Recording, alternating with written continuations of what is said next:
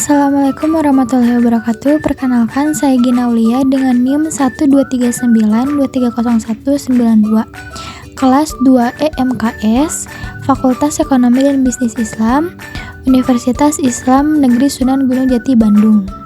Di sini saya akan memaparkan materi tentang efisiensi alokasi dan distribusi pendapatan. Pembahasan yang pertama ada efisiensi alokasi. Efisiensi alokasi adalah suatu kondisi di mana dalam suatu produksi output, sumber daya yang dialokasikan adalah maksimum dan harga produksi barang sama dengan biaya marginalnya. Dalam proses perencanaan dan pengembangan wilayah, aspek ekonomi berperan penting untuk mengalokasikan sumber daya secara lebih efektif dan efisien baik dalam perspektif jangka pendek maupun jangka panjang. Nah, di sini ada efisiensi alokasi menurut para ekonom Indonesia. Yang pertama ada menurut Nicholson. Menurut Nicholson, dalam pasar persaingan sempurna dapat dikatakan efisien jika telah memaksimalkan input dan output yang sebanding. Kondisi alokasi yang efisien, di mana tidak dapat lagi suatu individu menambah utility-nya terhadap suatu barang atau better off, tanpa membuat utility individu lainnya diragukan atau worse off. Yang kedua ada menurut Adi Warman Karim. Menurut Adi Warman Karim, konsep efisiensi alokasi atau Pareto efisiensi telah terlebih dahulu dirumuskan dalam ekonomi Islam. Hal ini telah diintisarikan dari perkataan Ali ibnu Abi Thalib dalam kitab Nahjul Balaghah, yaitu janganlah kesejahteraan salah seorang di antara kamu meningkat, namun pada saat yang sama kesejahteraan yang lain menurun. Selanjutnya ada contoh soal dari efisiensi alokasi. Katakanlah Alpi dan Della mempunyai 10 unit makanan dan 6 unit pakaian. Awalnya Alpi memiliki 7 makanan dan 1 unit pakaian, sedangkan Della memiliki 3 unit makanan dan 5 unit pakaian. Bagi Della, ia bersedia memberikan 3 unit pakaian untuk mendapatkan 1 unit makanan. Sedangkan bagi Alpi, ia bersedia memberikan setengah unit pakaian untuk mendapatkan 1 unit makanan. Nah, karena Alpi lebih menyukai pakaian daripada Della, maka keduanya dapat lebih tinggi utilitasnya dengan melakukan pertukaran. Alpi alokasi awal 7 makanan 1 pakaian. Pertukaran minus 1 makanan plus 1 pakaian. Alokasi akhir 6 makanan 2 pakaian. Della alokasi awal 3 makanan 5 pakaian. Pertukaran plus 1 makanan minus 1 pakaian. Alokasi akhir 4 makanan 4 pakaian.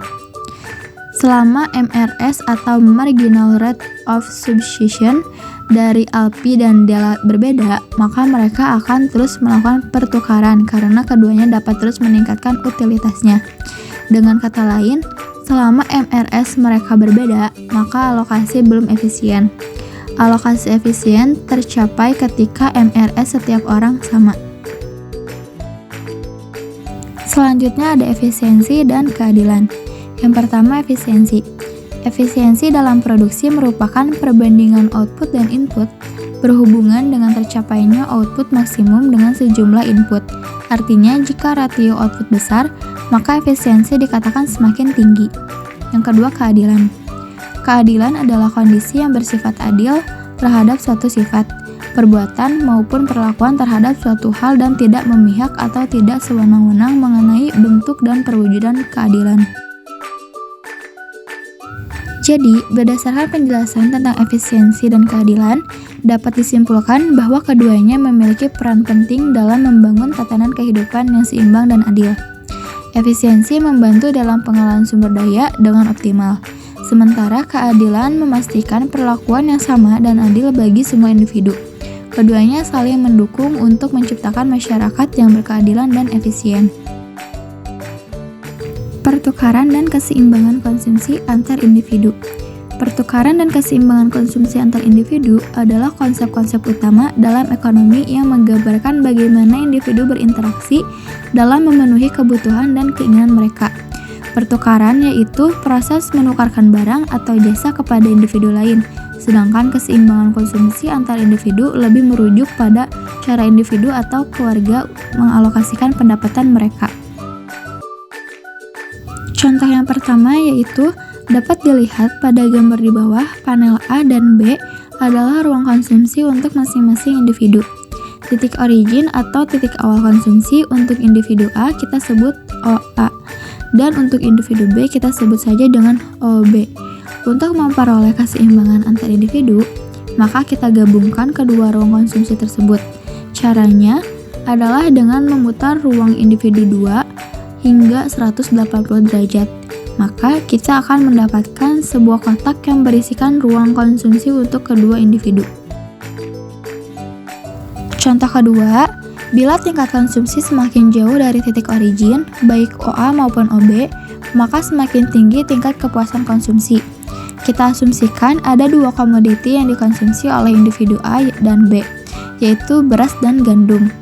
Jumlah konsumsi untuk beras diilustrasikan dengan garis horizontal X dan gandum dengan garis vertikal Y. A dan B adalah sama dengan total penawaran beras X. Demikian pula untuk konsumsi gandum. Dua ruang komoditas. Catatan, ruang individu A untuk barang X dan Y digambarkan oleh panel A, sedangkan untuk individu B digambarkan dengan panel B. Contoh yang ketiga, gambar di bawah adalah Edgeworth box yang merupakan suatu diagram untuk mempelajari equilibrium ekonomi produksi atau dua barang dan dua faktor produksi. Dilakukan dengan cara mengangkat secara bersama dua diagram isokuan untuk dua barang dalam satu diagram. Misalkan, titik S1 adalah tingkat keseimbangan kedua konsumen. Namun, titik S1 belum menunjukkan tingkat yang paling optimal bagi kedua konsumen. Titik S1 dihasilkan dari perpotongan antara kurva ICA2 untuk preferensi individu A dan kurva ICB1. Bagi konsumen A, titik S1 sudah optimal, namun bagi konsumen B, titik E1 belum optimal, karena baru berada pada tingkat kepuasan ICB1 karena mengurangi tingkat kepuasan konsumen A. Konsumen B masih dapat meningkatkan tingkat kepuasannya menjadi ICB2. Pada kurva kepuasan inilah antara konsumen B dan akan memperoleh tingkat yang paling optimal, yaitu titik E. Nah, di titik E inilah tingkat Pareto optimal tercapai. Selanjutnya ada distribusi pendapatan. Distribusi pendapatan merujuk pada cara pendapatan didistribusikan di antara individu atau kelompok dalam suatu masyarakat atau negara. Distribusi pendapatan yang adil dan merata menjadi tujuan dalam banyak negara untuk meminimalkan kesenjangan sosial dan kemiskinan. Konsep moral Islam dalam distribusi.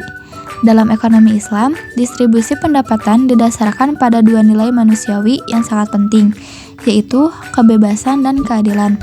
Pendapat ini didasarkan pada keyakinan bahwa Allah adalah pemilik kekayaan mutlak dan memberi manusia tanggung jawab untuk mengelola dan mengendalikan kekayaan tersebut, serta hak untuk memilikinya. Kebebasan menurut Al-Qaradawi 1997-201. Kebebasan di sini adalah kebebasan yang dibingkai oleh nilai-nilai tauhid dan keadilan.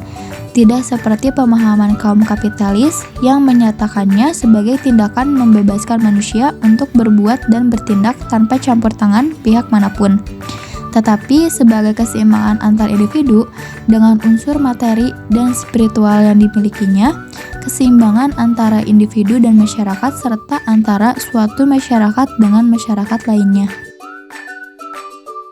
Dan yang terakhir ada keadilan menurut Al-Qaradawi 1997-201.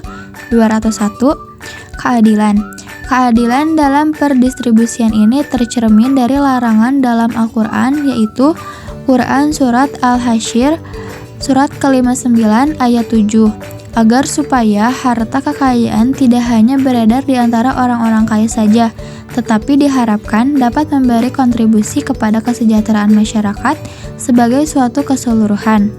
Oleh karena itu, dalam sistem ekonomi Islam, penumpukan kekayaan oleh sekelompok orang harus dihindarkan dan langkah-langkah dilakukan secara otomatis untuk memindahkan aliran kekayaan kepada masyarakat yang lemah. Sekian pemaparan materi dari saya, kurang lebihnya mohon dimaafkan. Terima kasih yang sudah menyaksikan. Wassalamualaikum warahmatullahi wabarakatuh.